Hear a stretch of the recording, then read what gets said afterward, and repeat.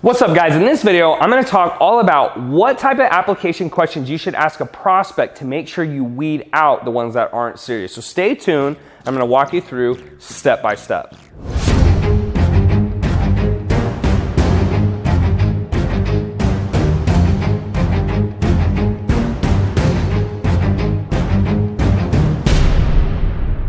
What's up guys, Sarah Chister here, and in today's training, I wanna show you how to properly vet a prospect. Now, something that I've learned the hard way is when I started doing business is that people have a really hard time telling the truth, right? They don't wanna hurt your feelings.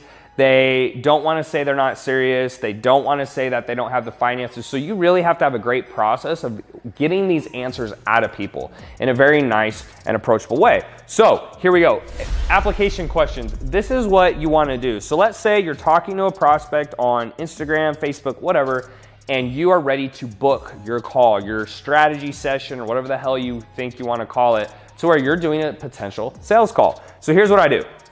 I go over here, and you're gonna have, let's say on average, I would keep it between 5 and 10 questions. The shorter, the better. The shorter the questionnaire, the higher chance they're gonna fill it out. At the same time, some people will argue that, well, hey, if they won't even fill out a 10-step questionnaire, then they're not that serious.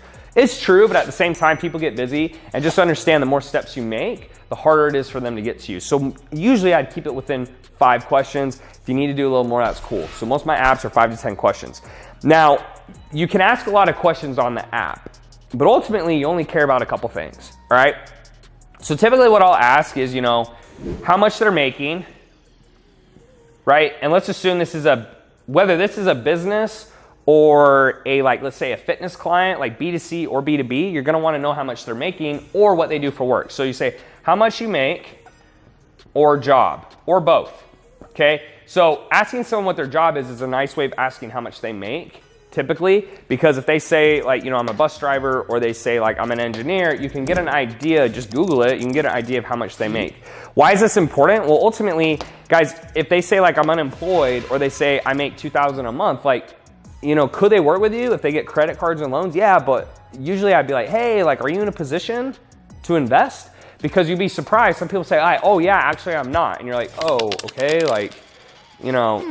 they almost say it's just a fun thing to do or something. So I like to ask what their job is. Usually I like to ask them what are they struggling with, or the goal. Actually, not the struggle. I like to say, what's your goal? Okay? So what's your goal? Where do you want to get? So I want to go from here, this much a month, to this much a month. I'm like, cool. Then I usually will say something like, what have you tried? And I'll have Isaiah throw these up, okay? So what have you tried? So I want to know what coaching programs they've taken, what courses they've bought, stuff like that, okay? Next question is, can you make decisions on your own? Can you make decisions without a spouse, is what I say. Why is this important?